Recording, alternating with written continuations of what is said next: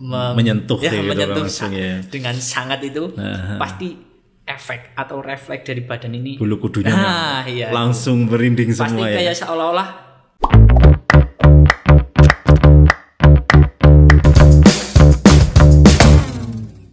Assalamualaikum warahmatullahi wabarakatuh.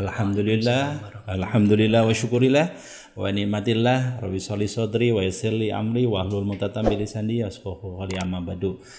Para sahabat sekalian dimanapun Anda berada, kita ketemu kembali di acaranya podcastnya Klinik Hati ya. Kita alhamdulillah kedatangan tamu yang sangat luar biasa para sahabat sekalian. insyaallah Ya, insyaallah nanti kita akan banyak sekali mengerti tentang siapakah beliau dan visi misinya, motivasinya.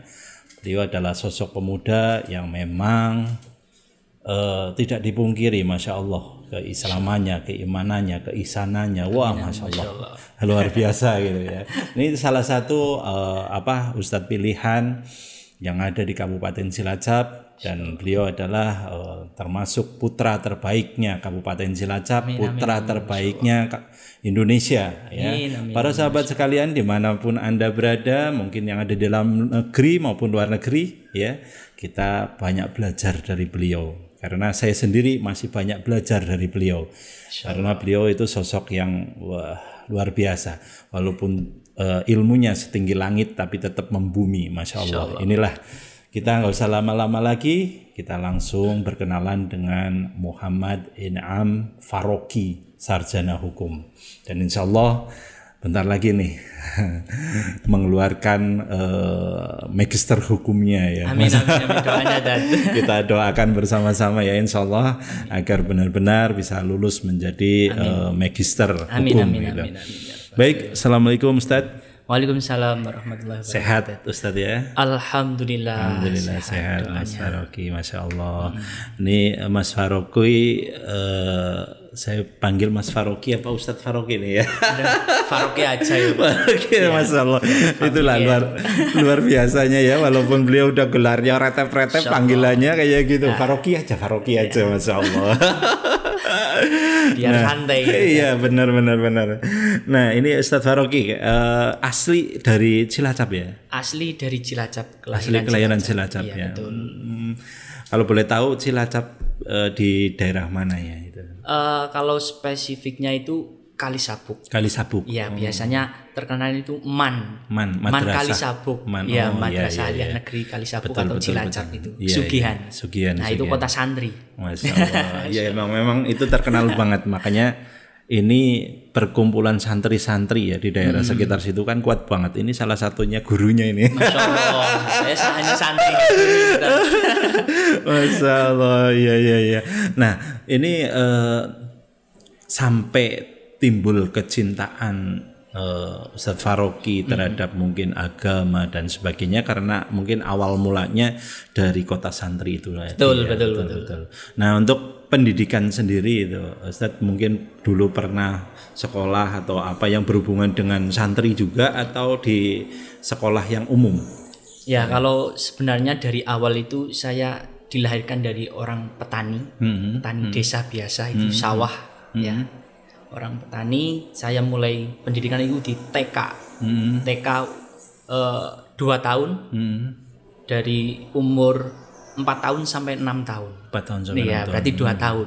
Saya bukan artinya enggak lulus tapi memang belum mampu. Ya, jadi biar pengalamannya lebih banyak. Betul. Setelah itu Madrasah Ibtidaiyah di dekat rumah saya. Terus MTS Madrasah Sanawiyah di dekat rumah saya juga. Terus saya aliyahnya ya di desa saya juga, Kalisabuk itu, Cilacap ya. Ya jadi saya masih di dalam ruang tempurung lingkup ya. Ruang lingkup pedesaan, belum enggak keluar sarang intinya. Nah, setelah saya lulus, alhamdulillah saya melanjutkan jenjang pendidikan perguruan tinggi di dulu itu Stein. Ya, sekolah tinggi Islam negeri. Nah, itu di Purwokerto.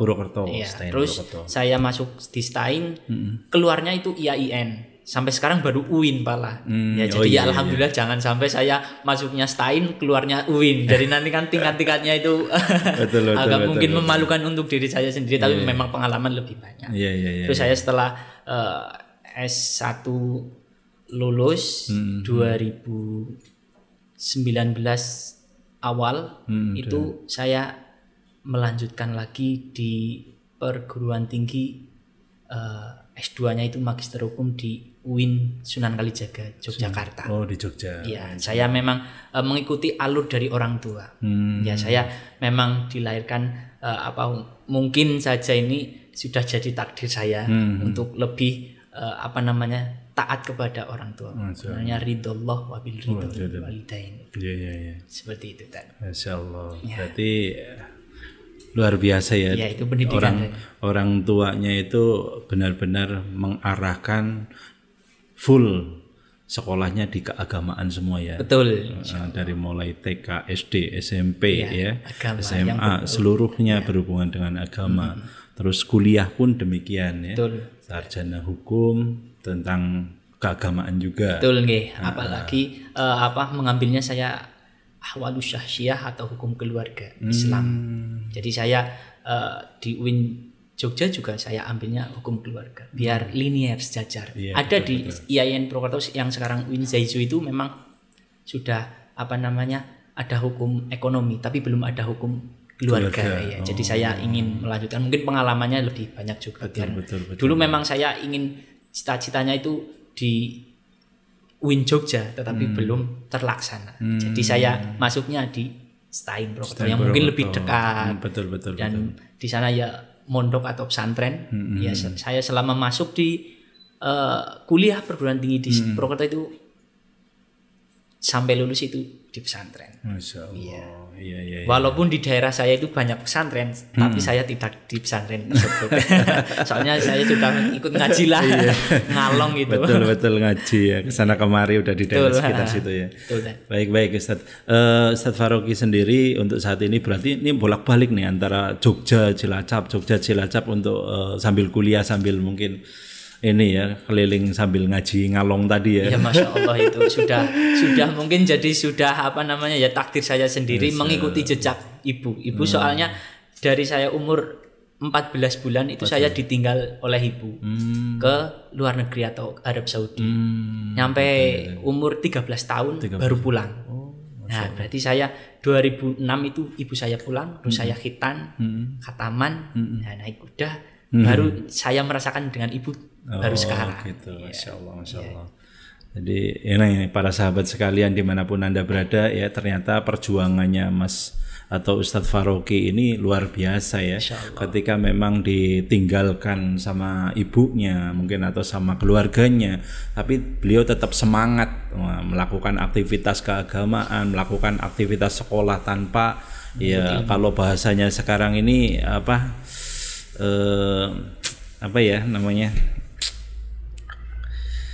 down ketika memang ditinggalkan oleh orang tuanya ya, dia untuk semangatnya dan sebagainya masih dipertahankan. Masya Allah. Oleh karena itu inilah pelajaran-pelajaran yang sangat berharga dari beliau. Nah, ini yang mungkin banyak orang yang tidak kuat ya berpikiran bahwa saya jauh dengan orang tua, akhirnya dia minder, akhirnya dia mungkin kurang semangat, akhirnya dia mungkin kurang iman, dia larinya mungkin ke lebih cenderung perkumpulan yang tidak baik dan sebagainya. Tapi ini salah satu contoh yang positif, Masya Allah ya, luar biasa. Nah untuk saat ini Ustadz Faroqi kesibukannya selain mungkin kuliah dan sebagainya, kesibukannya apa aja nih Pak? Kalau sekarang saya lebih fokus itu kalau di rumah saya nggak ada waktu yang mungkin untuk bersantai-santai, tetapi tetap wa yu'allimahul Quran itu mengajar Quran walaupun satu ayat atau mungkin satu huruf alif ba ta. Saya soalnya di masjid itu aktif sama anak-anak kelas PAUD nyampe kelas sekolah SMP itu di masjid itu banyak santri-santri yang mungkin membutuhkan. Saya juga ya sudah kewajiban sebagai umat Islam, Muslim, kalau sudah mempunyai ilmu, wajib atau tidaknya itu harus disebarluaskan, entah siapapun itu. Masya Allah, Masya Allah. Ya kesibukannya di masjid lah. Ya ngaji lah sama anak-anak kecil. Saya juga ngaji dengan beliau. Insya Allah nggak mungkin hilang lah ya, karena memang tertanam ketika kita menyampaikan keilmuan kepada siapapun juga, kita merasa semakin dirinya kita adalah semakin bodoh ya, betul. Jadi akhirnya kita mau belajar lagi dan mengingat lagi apa-apa pelajaran yang sudah pernah disampaikan guru-guru besar kita, sehingga kita jadi oh iya, saya harus belajar lebih banyak lagi nih ternyata ya. Demikian ya, Ustaz. Masya Allah. Ya, saya dengar-dengar, malah mungkin saya bisa melihat secara langsung sih sebenarnya. Saya kenal dengan Ustadz Faroqi sendiri pas waktu itu 2,5 tahun yang lalu. Mas Faroqi itu secara langsung ikut bersolawat di tempatnya kediamannya Habib Abdillah Al-Jilani, dan saya banyak mendengar pertama lantunan solawatnya itu langsung kerasa ke hati. Masya Allah. Caranya nih gimana nih bisa membawa orang siapapun itu pendengarnya langsung terenyuh ke hati, ini gimana ceritanya ini? Ya, yang pertama memang saya itu dari nasab atau bapak ibu itu suka sholawat, qori semua. Masya Allah. Bapak ibu itu qori semua. Cuma ya hanya tingkat RT, bukan tingkat nasional atau internasional goal. Tetapi yang tidak kalah dengan yang lain adalah ilmu yang bermanfaat. Betul. Artinya apa? Ilmu yang didapatkan oleh orang tua saya itu diterapkan oleh secara tidak langsung pasti. Nasab itu kan langsung keturunannya. Dari ada darahnya. Betul. Mengalir jiwa-jiwa yang membaca Al-Quran, membaca sholawat, membaca dzikir yang lain atau amalan yang lain. Nah, terkait dengan penjiwaan sholawat. Betul. Nah, ini saya memang dari kecil itu sudah ditinggal dengan ibu, saya dengan bapak. Selama saya digendongan pangkuan bapak itu dibawa kemana-mana, acara tahlil, acara tasyakuran, acara pengajian, acara taklim, acara berzikir, apapun majelisnya saya dibawa. Itu masih sejak kecil nyampe besar hingga saat ini pun saya diajak seperti itu. Terkait dengan dilanjut dengan penjiwaan, saya setelah mendalami sholawat itu bagaimana sih, bukan hanya sekedar enak didengar, betul. bukan tren-trenan, apalagi untuk kaum muda itu biasanya para pecinta salat. Yang penting suka dulu, nggak apa-apa. Betul. Tetapi saya diajari oleh guru saya Ustadz Ilham STHI dari Jogja, itu Munsyid Habib Syekh dari Jogja, itu mengatakan bahwa kalau sholawat itu di bawah ada 3 kalau nggak salah. Yang pertama adab. Kedua tajwid. Dan ketiga adalah penjiwaan. Nah, ini penjiwaan. Kadang ada yang majelis senang ya, yang happy ya, yang mungkin gembira. Kita bawakan sholawat yang gembira, jangan yang sedih, yang galau. Wah, ini kurang pas. Jadi ketika Ustadz mungkin kemarin 2 tahun yang lalu itu mendengarkan di gedung majelis Habib Abdillah itu, saya membawanya kalau di dalam maulid itu diusahakan sholawatnya itu sholawat yang mungkin terenyuh, penjiwaan. Kita rindu dengan sholawat itu. Rindunya hanya Habibuna Muhammad SAW, agar mendengar kita dan kontak jiwa kita kepada Habibuna Muhammad SAW. Masya Allah. Berarti selain kita suara, kita juga harus benar-benar menjiwai dan kita mengerti isi dari sholawat itu ya. Semakin kita mengerti, mengetahui keilmuannya, mengetahui artinya dan sebagainya, kita ada benar-benar jiwa kita benar-benar memancar gitu ya, betul ya. Masya Allah. Ya, saya juga qori itu sudah ikut dengan arusnya sendiri, tidak belajar. Saya ketika MI itu kelas 4 itu sudah ada ekstrakurikuler Qori dan Qoriah. Itu saya nggak ikut. Tapi setelah saya kelas 6, saya waktu itu ada ekstrakurikuler cuma mendengarkan. Saya sedang bermain layang-layang, tapi itu di masjid, di area masjid. Dan itu mungkin adik kelas saya yang belajar. Saya soalnya kelas 6 tidak sudah fokus ujian. Jadi saya ujian tetapi suruh belajar main layang-layang. Tapi dengan sering mendengarnya itu saya langsung bisa sendirinya. Ketika kelas 1 MTS saya ikut di dalam kegiatan pramuka, dan pramuka itu saya dipilih jadi perwakilan kelas. Nah, mungkin tingkat dengan kecamatan itu. Nah, saya ditugaskan menjadi kiro. Korinya. Jadi saya sebisa-bisanya. Sebaca-bacanya sebisa-bisanya, dan itu saya nggak belajar. Alhamdulillah dari berapa ya? 27 peserta, alhamdulillah saya dalam posisi yang sedang sakit itu bisa mendapat juara 1 yang terbaik. Nah, sakit itu saya aja juara 1 ya. Insyaallah. Sakit aja juara. Dan mulai saat itu saya termotivasi, wah ini kok saya ada kelebihan seperti ini, saya kembangkan. Nah, saya kembangkan dan saya belajar korinya itu, kiro-kiro, ilmunya itu, lagu-lagunya ataupun tingkat suara.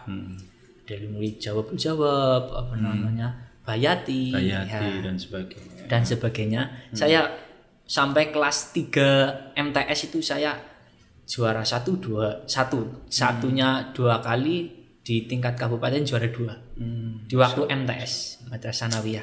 Tapi selanjutnya di Man ini banyak saingan atau teman yang mungkin lebih mumpuni dengan kironya itu. Saya yang penting saya manfaat di masyarakat. Tidak hanya juara 1 nasional tetapi di masyarakat kurang. Itu mungkin kurang nilai plusnya. Yang penting saya tingkat ET aja lah juara. Kalau misalkan ada ya saya juara tingkat ET aja. Masya Allah, baik. Nah, ketika memang untuk mempelajarin sholawat yang tadi disampaikan butuh jiwa yang benar-benar mendalam dan sebagainya. Sebenarnya paling susah itu ketika kita memang bersolawat itu sebenarnya di bagian atau mungkin apanya itu yang biasa, aduh ini di bagian ini kok kayak susah banget ya gitu loh misalkan. Ya biasanya sholawat itu kan biasanya diiringi dengan seni, musik. Nah betul. Itu alat-alat tradisional. Tradisionalnya biasanya angklung, rebana, hadroh dan sebagainya. Mungkin sudah modern itu piano, organ, gitar, apapun dan sebagainya itu. Tetapi kalau yang bagi saya yang sulit, kalau sholawat itu nggak ada yang sulit. Tetapi kadang-kadang kalau diiringi dengan musik itu biasanya ada yang kurang pas. Nah, ya biasanya saya sendiri memang namanya manusia kadang ada salah dan lupa pastinya itu kadang betul. Lagi kurang fokus, apal saking fokusnya dengan yang dirindukan itu betul. Blank. Contohnya dulu itu di kelas 6 saya 6 madrasah ibtidaiyah MI itu tingkat kabupaten saya dulu 2006 itu di Kroya, Alun-alun Kroya. Saya mengikuti itu blank, benar-benar blank. Gara-gara saya itu nggak dapat juara mungkin itu di tingkat perwakilan dari Kecamatan Sugian ya. Saya saking nggak fokus ya. Kok saya ketinggalan ini, jeda hanya berapa detik aja itu. Wah, sudah kurang maksimal, kurang bagus. Terutama untuk ngepasin ininya ya, nada sama ya, betul dengan musiknya itu.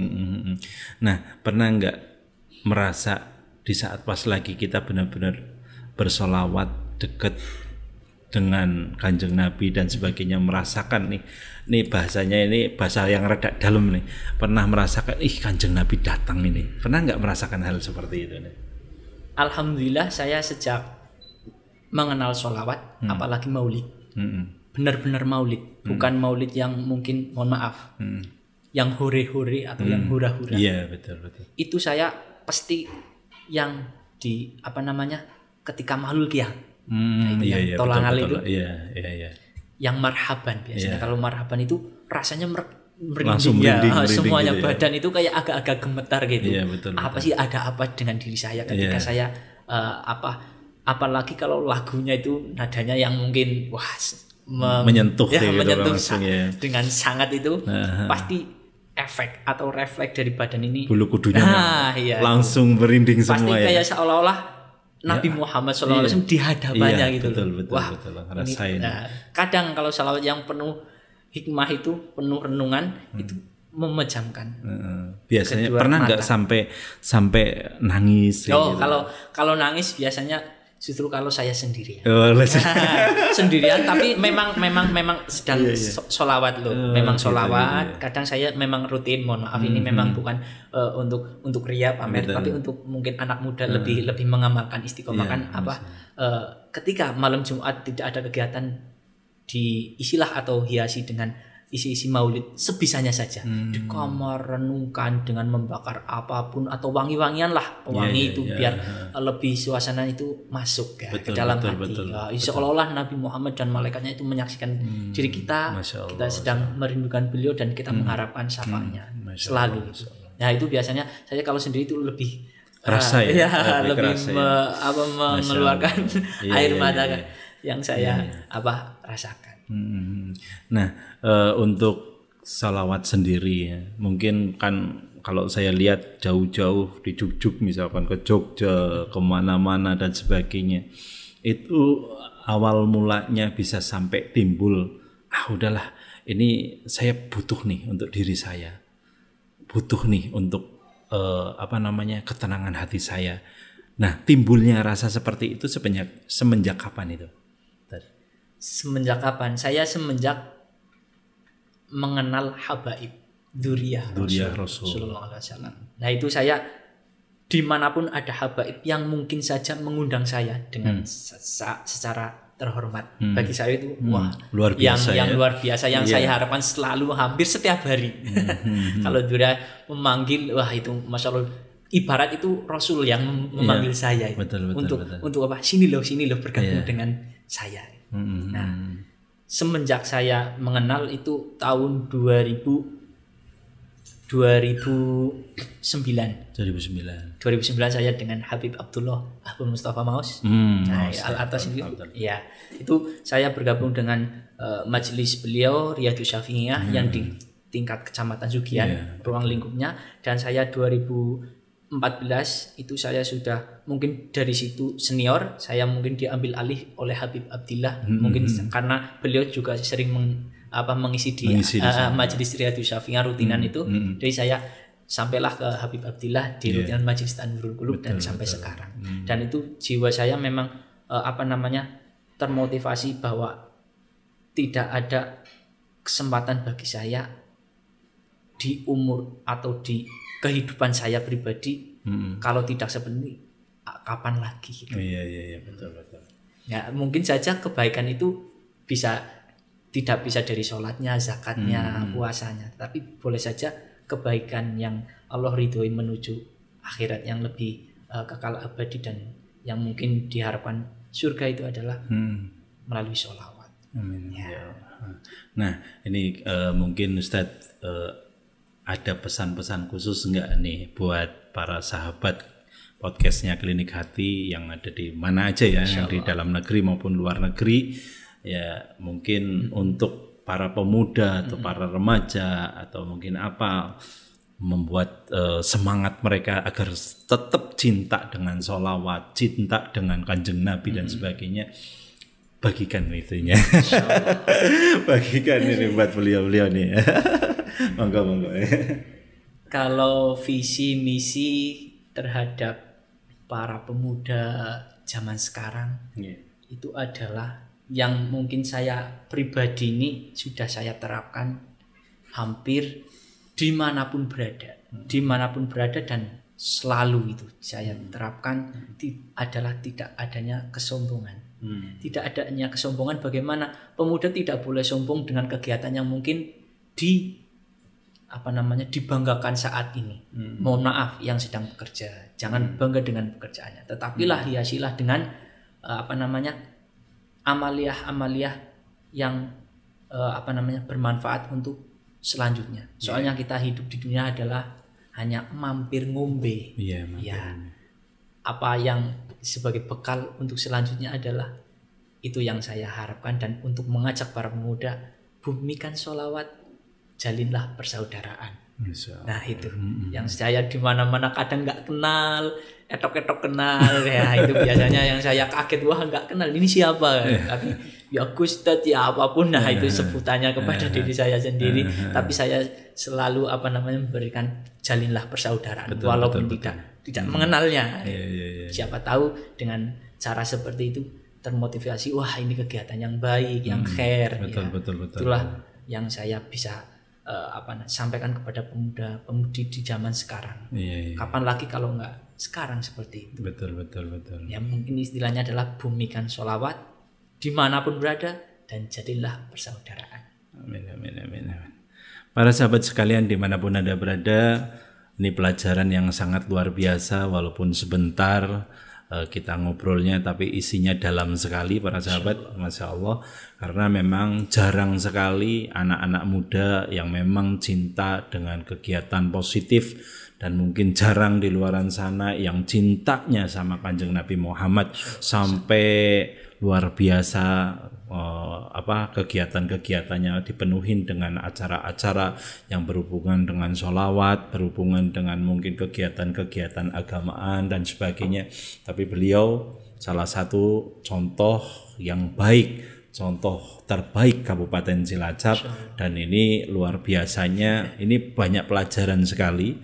Karena saya terus terang aja, saya sudah mungkin lebih tua kalau dibilang umurnya, tapi saya terus terang aja saya banyak belajar dari beliau. Saya karena juga memang saling belajar. Iya, karena memang terus terang saja saya sering banget melihat dan mendengarkan secara langsung ketika beliau bersolawat, itu kerasa terenyuhnya itu dari hati, benar-benar menjiwai. Karena banyak di luaran sana yang hanya memang mengandalkan suara yang indah, mengandalkan otot, mengadakan tenaga dan sebagainya. Tapi ini luar biasa, walaupun pelan, santai, tapi nyampe ke hati, dan benar yang disampaikan itu bisa sampai merinding dan sebagainya, sampai datangnya kayak merasa datangnya Kanjeng Nabi ini di dalam acara mungkin maulid dan sebagainya.